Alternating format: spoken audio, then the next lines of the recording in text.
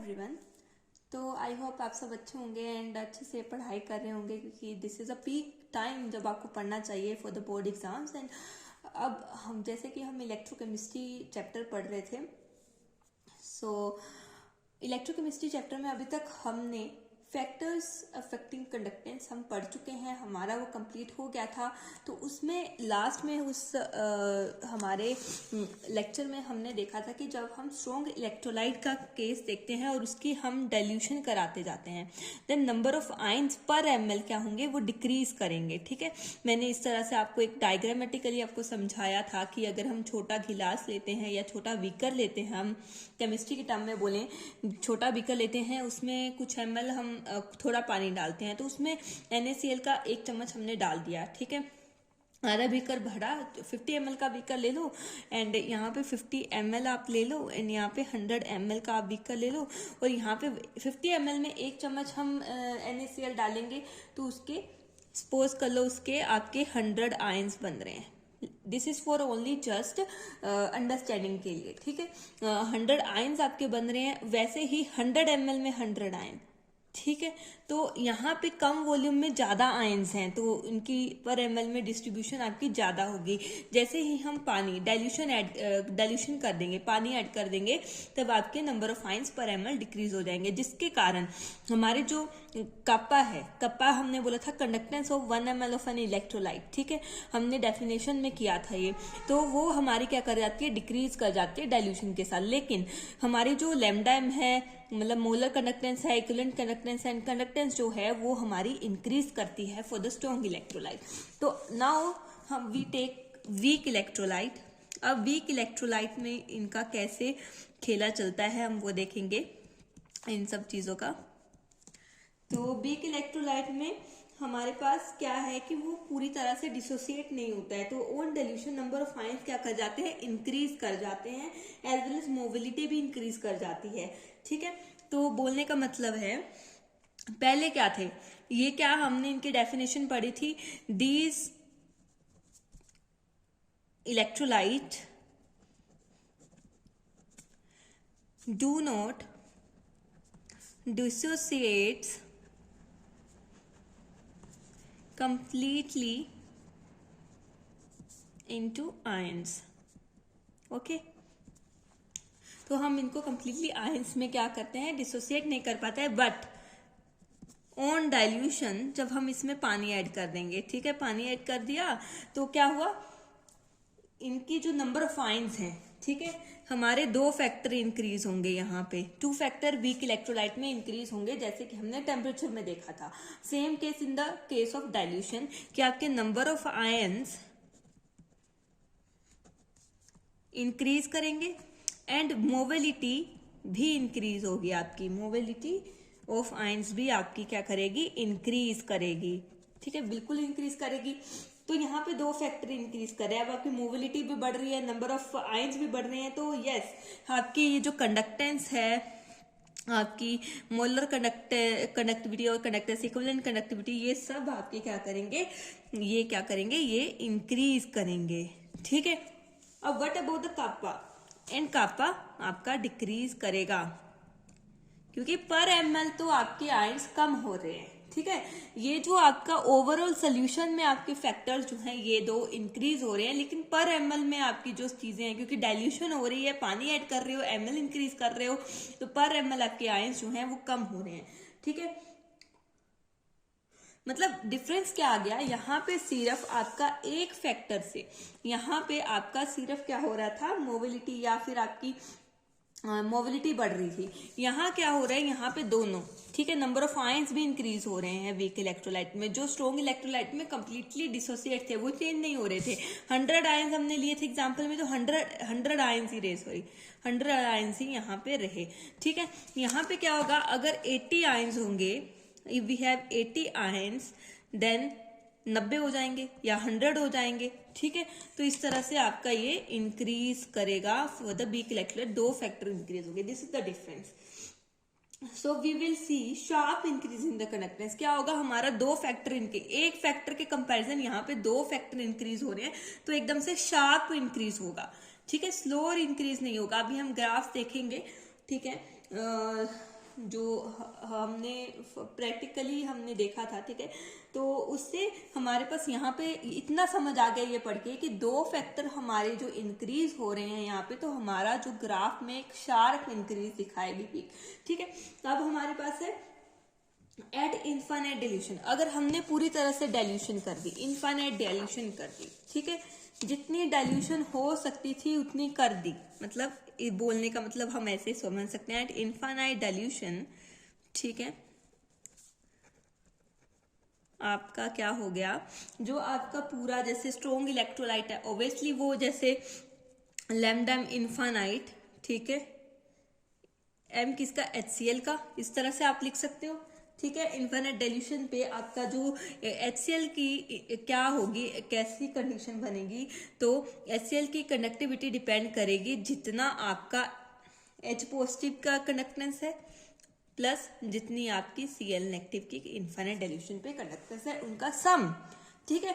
This is for the strong electrolyte. अगर मैं कहूँ ये स्ट्रॉन्ग इलेक्ट्रोलाइट का केस है, कि बोलने का मतलब ये है कि इनफाइनाइट डाइल्यूशन में, ठीक है, हमारे पास जो इलेक्ट्रोलाइट की conductance is equal to sum of the conductance of ions, ठीक है, स्ट्रॉन्ग इलेक्ट्रोलाइट में।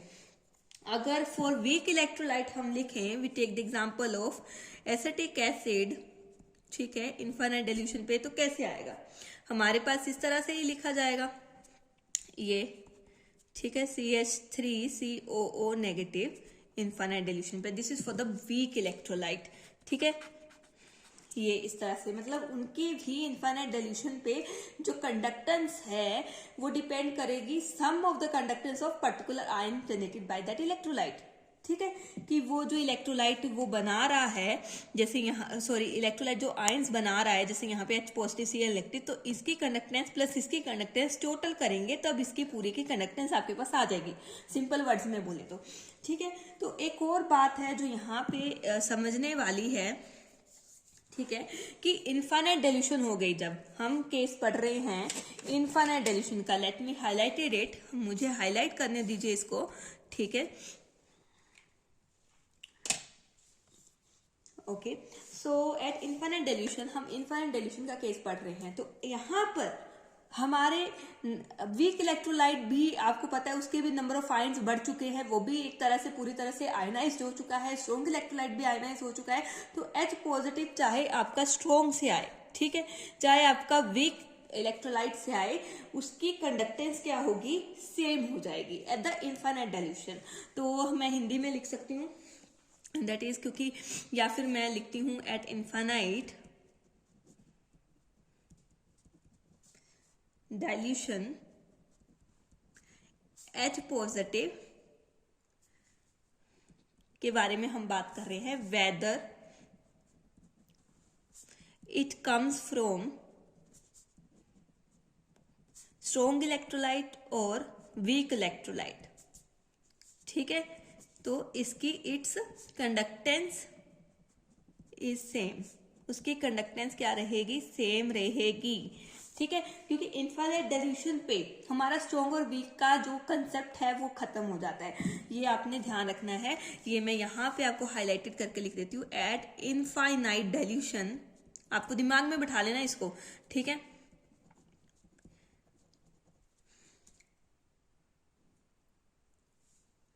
इफ एनीबडी वांट कि आपको इम्पोर्टेंट क्वेश्चंस के मैं बताऊं कि कौन से एग्जाम्स के पॉइंट ऑफ व्यू से इम्पोर्टेंट हैं, then you can comment me for that. And अगर हम बात करें एट इनफाइनाइट डाइल्यूशन, ठीक है, concept of strong and weak electrolyte,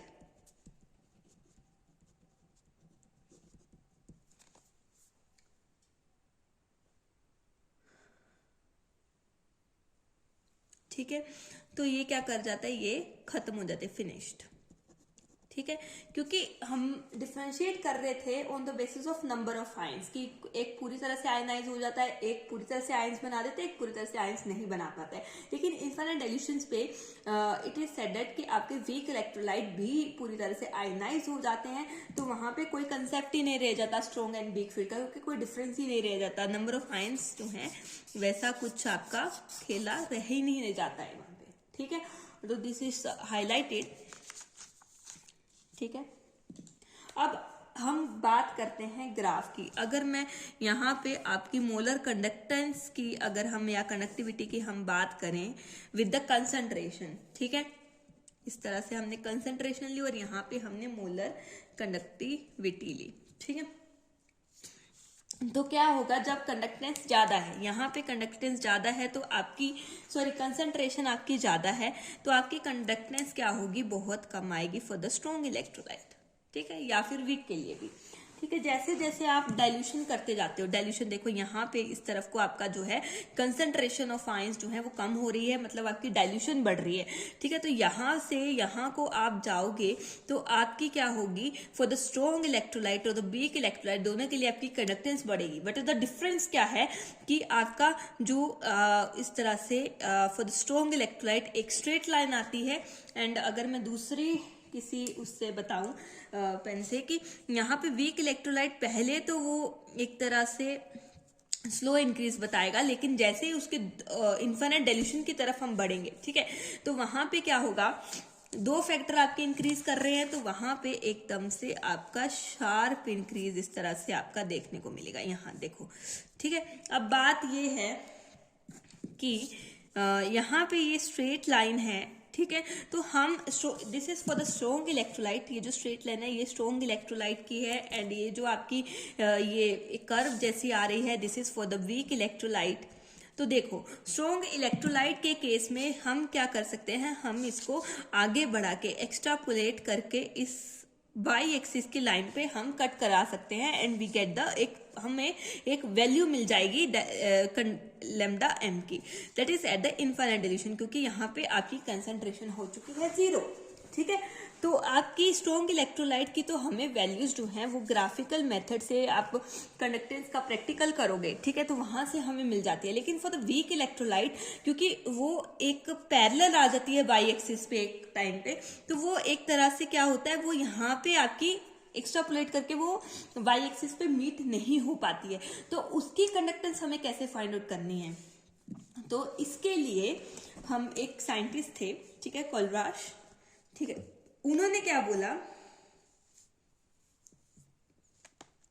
कि हम स्ट्रॉन्ग इलेक्ट्रोलाइट को ही यूज करके, स्ट्रॉन्ग इलेक्ट्रोलाइट्स की कंडक्टेंस को यूज करके हम वीक इलेक्ट्रोलाइट की कंडक्टेंस को निकाल सकते हैं। कैसे निकाल सकते हैं, तो उन्होंने क्या दिया, उन्होंने अपना एक लॉ दिया, ठीक है, for the conductance of weak electrolyte. तो उसमें क्या है, उसको हम कहते हैं कोलराश लॉ, ठीक है। कोलराश लॉ की डेफिनेशन जो है क्या है, आप बुक्स में पढ़ सकते हो, मुझे यहाँ पे मेन बात है कि आपको समझाना है व्हाट इज द कंसेप्ट, ठीक है। तो यहाँ पे इन्होंने कोलराश लॉ के अकॉर्डिंग क्या है कि इनफाइनाइट डाइल्यूशन पे आपकी जो कंडक्टेंस है, molar conductance of the electrolyte, वो आपके जो आपके आयंस बन रहे हैं उनकी कंडक्टेंस मोलर कंडक्टेंस के सम के इक्वल होने वाली है, ठीक है। तो उनका बोलने का अगर मैं डेफिनेशंस, तो कोई भी अब मैं यहाँ पे डेफिनेशंस लिखने लग गई तो आपका कंसेप्ट रह जाएगा, ठीक है, तो हम कंसेप्ट पढ़ेंगे। तो उनका बोलने का मतलब था कि जो इनफाइनाइट डाइल्यूशन पे जो हमारा ये इलेक्ट्रोलाइट है, हमारे पास ये वीक इलेक्ट्रोलाइट है, तो इसकी कंडक्टेंस वो इक्वल होगी sum of the molar conductance of particular ion जो ये बनाता है। जैसे ये CH3CO नेगेटिव बनाता है, एसीटेट आयन बनाता है, एंड देन आपके पास H पॉजिटिव आपके पास बनाता है। तो इनकी कंडक्टेंस के सम के इक्वल इस इलेक्ट्रोलाइट, वीक इलेक्ट्रोलाइट की कंडक्टेंस हमारे पास आएगी, ठीक है। तो अब कोलराश ने ये बोल दिया, अब उन्होंने इसके आगे हमें एप्लीकेशंस दी, ठीक है, कई हमें एप्लीकेशंस दी, ठीक है। इसके ऊपर पहली एप्लीकेशन थी, तो अब हम पढ़ने जा रहे हैं ठीक है, हमने कोलराश लॉ हमने उसका समझ लिया है कि उन्होंने क्या बोला था। ये मैं यहाँ से समझाती आ रही हूँ, ठीक है। ये कंसेप्ट यहाँ से ये कोलराश ने ही दिया एंड देन उन्होंने लॉ दे दिया अपना कि इस तरह से इसी को उन्होंने लॉ बोल दिया कि जो वीक इलेक्ट्रोलाइट की कंडक्टेंस आपकी है या कोई भी इलेक्ट्रोलाइट की कंडक्टेंस है that is equal to sum of the conductance of particular ions generated by that electrolyte, ठीक है। अब ये उन्होंने पर्टिकुलरली वीक इलेक्ट्रोलाइट के लिए बोला क्योंकि वीक इलेक्ट्रोलाइट को हम ग्राफ में एक्सट्रापोलेट करके हम लैम्डा एम इनफाइनाइट की वैल्यू नहीं फाइंड आउट कर सकते हैं। Molar conductivity eight infinite dilution हम फाइंड आउट नहीं कर सकते हैं। आप यहाँ पे देख सकते हो, ठीक है। अब हमारी हम करेंगे यहाँ पे एप्लीकेशन, ठीक है। अब हम एप्लीकेशंस करेंगे, ठीक है। हम करेंगे एप्लीकेशंस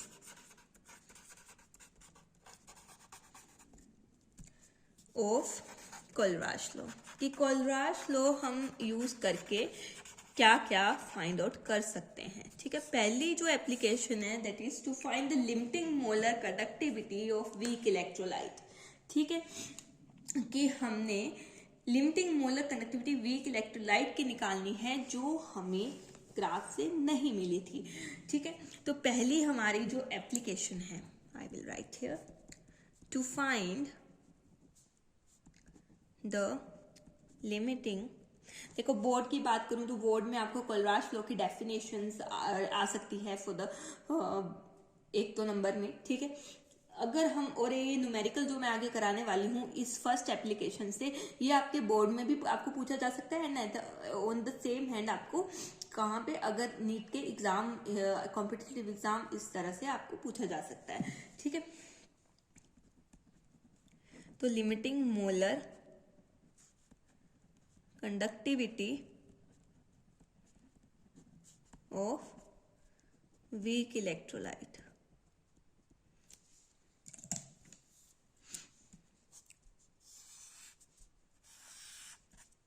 ठीक है।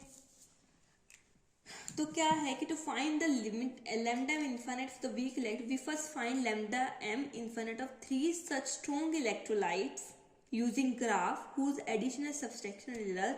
अब हमारे पास क्या है, हम स्ट्रॉन्ग इलेक्ट्रोलाइट का हम ग्राफ से फाइंड आउट कर सकते हैं, ठीक है। लिमिटिंग कंडक्टेंस या लैम्डा एम इनफाइनाइट आप बोल सकते हो, ठीक है। तो हमने इस तरह ऐसे 3 स्ट्रॉन्ग इलेक्ट्रोलाइट लेने हैं, ठीक है, जिनको हम प्लस माइनस करके हम वीक इलेक्ट्रोलाइट की कंडक्टेंस को निकाल पाए। कैसे करेंगे अभी आपको कॉम्प्लिकेटेड लग रहा होगा, लेकिन जो मैंने बोला है मैं आपको लिख देती हूँ, ठीक है। तो ये मैंने बोला टू फाइंड, ताकि आप पॉज करके इस चीज को पढ़ पाओ अच्छे से, ठीक है। Find lambda M infinite for weak electrolyte, we first find lambda m infinite of 3 such strong electrolytes, okay, using graph, क्योंकि ये हमें ग्राफ में मिल जाता है आसानी से, ठीक है। वैल्यूज हमने 3 प्रैक्टिकल किए अलग अलग इलेक्ट्रोलाइट्स को यूज करके एंड ग्राफ लोड किया एंड उसकी एक्स्ट्रापोलेट करके लैम्डा एम इनफाइनाइट हमने निकाल ली, ठीक है। और हमारे पास 3 स्ट्रॉन्ग इलेक्ट्रोलाइट की लैम्डा एम इनफाइनाइट आ चुकी है। अब उसी को तोड़ मरोड़ करना है हमने, ठीक है। तो whose addition and subtraction result in lambda M infinite of weak electrolyte. समझ गए। अब जैसे हम एग्जाम्पल लेंगे, एग्जाम्पल लेना ही पड़ेगा तभी हमें समझ आएगी बातें, ठीक है। जैसे पहला हमने स्ट्रॉन्ग इलेक्ट्रोलाइट ले लिया HCl, इसके साथ प्रैक्टिकल कर लिया एंड इसकी आपकी वैल्यू आ गई लैम्डा m1 इनफाइनाइट, ठीक है। ग्राफ से ही आई है, ठीक है, फ्रॉम ग्राफ, ठीक है, ग्राफ से आपके पास आई है। सेकेंड आपने ले लिया, चलो NaCl ले लेते हैं, लेकिन हमने वो स्ट्रॉन्ग इलेक्ट्रोलाइट्स लेने हैं, ठीक है, जिनको तोड़ मड़ोड़ के हम अपना डिजायर्ड वीक इलेक्ट्रोलाइट ऑब्टेन कर सकते हैं। अभी आप देखोगे NaCl ले लिया, ठीक है, उसको हमने उसकी ये वैल्यू दे दी, ये भी आपकी ग्राफ से ही आई है, ठीक है। थर्ड हमने ले लिया सोडियम एसीटेट, ठीक है, ये तो इसकी आप समझ लो लैम्डा m 3i है, ये भी हमने ग्राफ से ही लिया है, ठीक है। अब एट इन्फिनिट डिल्यूशन कैसे, ये क्या होगा, ये अपने कोरस्पॉन्डिंग आयंस में हो जाएगा डिसोसिएट, ये भी अपने कोरस्पॉन्डिंग आयंस में डिसोसिएट, तीनों हो जाएंगे, ठीक है। तो हम वो करते हैं, जैसे HCl है, ठीक है, तो लैम्डा इन्फिनिट HCl अगर हमने बोलना है तो ये आपका आ जाएगा lambda infinite H positive plus lambda infinite Cl negative, ठीक है। और अगले हमने NaCl का बात करनी है तो this is equal to Na positive की कंडक्टेंस प्लस आपकी Cl नेगेटिव के कंडक्टेंस एट इन्फिनिट डिल्यूशन। और थर्ड आपके पास जो है वो है लैम्डा इन्फिनिट सोडियम एसिटेट, इस तरह से। तो इसकी कैसे होगी, ठीक है, Na पॉजिटिव आपका बन जाएगा प्लस आपका ये CH3COO नेगेटिव। और हमने किसकी निकालनी है, we have to find out lambda m infinite of CH3COOH, ठीक है, एसिटिक एसिड की। तो अब हम इसका ये इस तरह से हम तोड़ेंगे, लैम्डा m इन्फिनाइट CH3COOH का जो क्या होगा वो लैम्डा m, सॉरी ये m की जगह हम H पॉजिटिव, ठीक है, plus lambda infinite CH3COO negative, ठीक है। अब हमने देखना है कि ये आयंस आपको इन तीनों में मिलते हैं, क्या ये आयंस आपको इन तीनों में कहीं दिख रहे हैं, ठीक है, इन तीनों में। तो अगर हम देखें, यस H पॉजिटिव हमें यहाँ पे दिख रहा है, ठीक है, और हमारे पास जो एसिटेट आयन है वो हमें यहाँ दिख रहा है। तो अब हम इसे इस तरह से वो करेंगे कि आपके ये और ये कंबाइन हो जाएं, ठीक है। तो हम क्या करेंगे, हमें ये आयंस चाहिए, तो ये हमें यहाँ पे है एक और ये यहाँ पे हमने हाईलाइट कर लिया है, मतलब हमें एक ये आयन चाहिए, एक ये आयन चाहिए, मतलब कंबाइन फॉर्म में चाहिए, ठीक है। कंबाइन फॉर्म में तभी ये बनेगा, तो हमें ये और ये क्या करना है, हमें ऐड करना है, ठीक है। इसको आप इक्वेशन 1 मान लो, इसको 2 मान लो, इसको 3 मान लो, ठीक है। तो हमने किसको ऐड करना है, थर्ड को एंड 1 को। तो हम इस तरह से लिखेंगे, ऑन एडिंग इक्वेशन 1 एंड 3, ठीक है। अब हमारे पास 1 एंड 3 हमने ऐड कर लिया, लेकिन हमारे पास यहाँ पे Na पॉजिटिव आ गया और Cl नेगेटिव आ गया। अब ये तो हमें नहीं चाहिए अपने उसमें रिजल्ट में, हमें तो सिर्फ CH3COH चाहिए जो हमें यहाँ पे मिल रहा है, मतलब हमें NaCl को क्या करना पड़ेगा, काटना पड़ेगा। तो NaCl हमें ये सेकेंड इक्वेशन में मिल रहा है, तो हम उसको क्या कर देंगे, सब्ट्रैक्ट कर देंगे इनके रिजल्ट से, ठीक है। एंड सब्ट्रैक्टिंग इक्वेशन सेकेंड, ठीक है, वी गेट।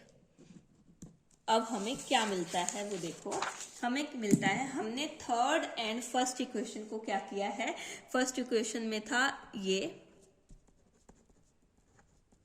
ठीक है, और हमने इसमें Na positive infinite plus CH3COO negative plus कर दिया है, ठीक है।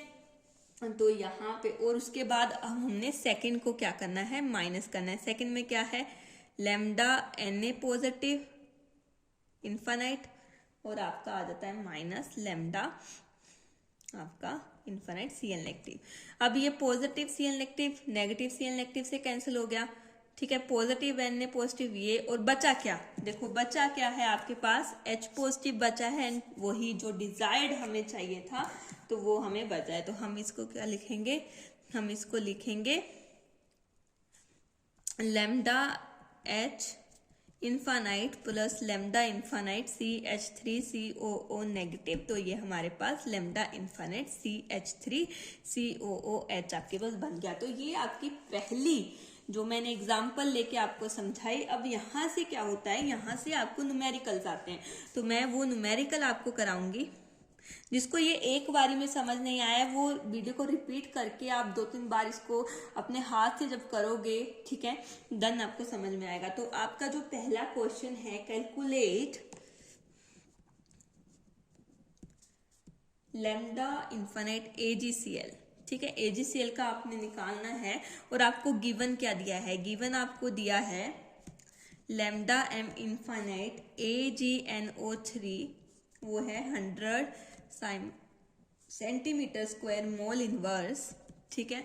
और लेमडा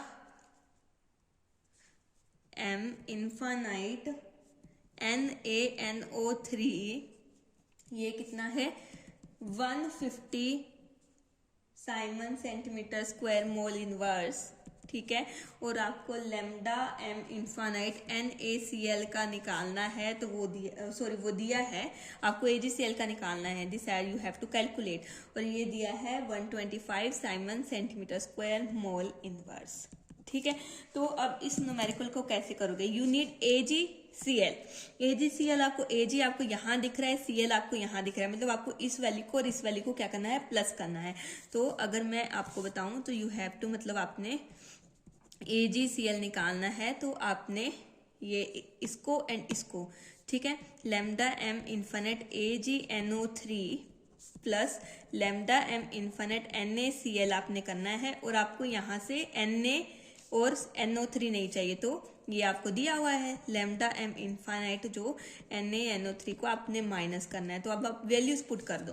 AgCl का है 100, AgNO3 का है आपका 100, ठीक है, प्लस इसको आप अगर यूनिट साथ में लेके चलोगे तो आपको क्या होगा, आपको दिक्कत नहीं आएगी यूनिट्स को उठाने में, ठीक है। और आपका ये थर्ड है 125 siemens centimetre square mole inverse, और इस वैल्यू से हमने माइनस करना है इस वैल्यू को जो है 150 Simon centimetre square mole inverse. तो जब हम इसको करेंगे तो हमारे पास जो हम इसको सोल्व करेंगे, इसको प्लस करके जो आएगा उसको इसमें से माइनस करेंगे, तो हमारे पास लेमडा AgCl ये जो आ जाता है, ये आता है 75 Simon centimetre square mole inverse, ठीक है। अब आप यूनिट्स को साथ लेके चले हो तो आपको यूनिट्स भूले नहीं है, ठीक है, कि आपने यूनिट्स भी लिखने हैं, ठीक है। यहाँ पे क्या है, प्लस माइनस है तो कॉमन आ जाएंगे, तो यूनिट्स तो आपके सेम ही रहने वाले हैं, ठीक है। तो इस तरह से क्वेश्चन आपको आते हैं, ठीक है। तो आप प्रैक्टिस करिए अच्छे से, ठीक है। And thank you with it, आज का लेक्चर यहीं पे ख़त्म होता है, नेक्स्ट हम देखेंगे मेन इसकी एप्लीकेशन यही है, देन उसके बाद जो है वो है हमारी नेक्स्ट एप्लीकेशन है कैलकुलेशन ऑफ डिसोसिएशन कांस्टेंट, तो ये हम थोड़ा थोड़ा हम पढ़ेंगे in the next lecture. Thank you.